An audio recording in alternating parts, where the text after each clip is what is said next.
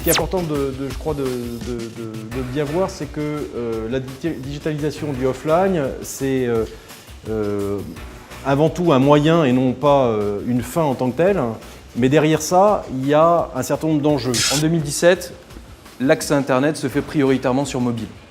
Donc finalement, en 15 ans, il s'est passé beaucoup de choses.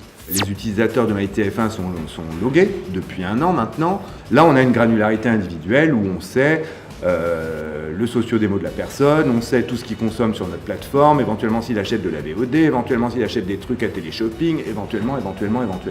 La télévision adressée, la radio digitale adressée et le DOH arriveront. Et arrive déjà d'ailleurs, puisque donc via Brightroll, qui est donc le DSP de hausse, donc cette unique plateforme d'achat programmatique. C'est vraiment un autre comportement, une autre consommation de la musique.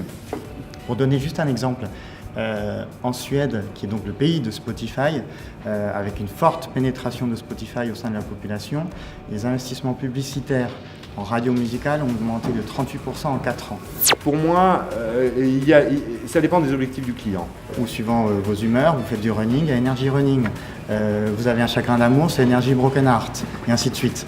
Vous avez développé, grâce au Digital Outdoor, toute une offre qui permet justement de contextualiser beaucoup plus fortement en fonction de là où on se trouve. C'est vrai qu'avec le digital, là, la transformation, elle est quasiment en real time. Effectivement, il y a un orage, hop, vous êtes dans le prêt-à-porter, vous allez avoir un produit qui s'y adapte. Et puis si au même moment, il fait super beau, parce que les orages sont très localisés à Neuilly, on peut avoir un autre produit mis en avant pour la même marque.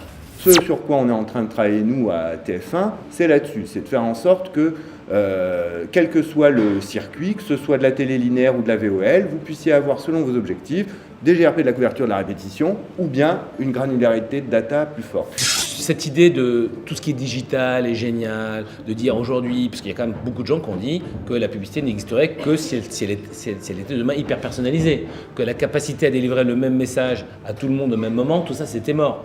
Nous, ce qu'on voit quand même, c'est des clients qui effectivement ont des objectifs de massification, et quand on commence à utiliser quelquefois même des outils comme SmartBricks et à réduire la notion de répétition parce qu'on va être beaucoup plus pour aller toucher tel cluster, les clients, la première remarque qu'ils nous font, c'est je me vois moins.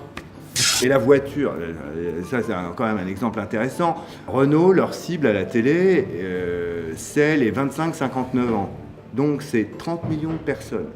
Pourquoi Renault adresse ses publicités à 30 millions de personnes pour vendre 400 000 voitures dans l'année? Je vous pose la question.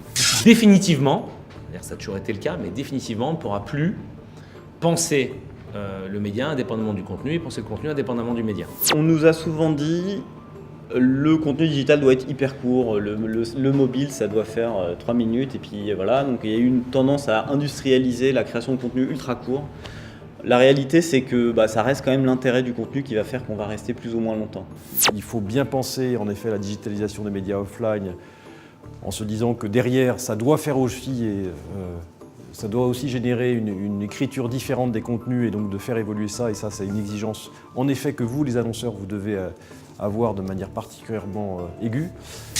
Le principe, c'était le premier morning qu'on organise. Le principe, c'est qu'on en refasse plusieurs fois dans l'année, donc avec des thèmes différents, des intervenants différents aussi. Peut-être que certains reviendront, on verra.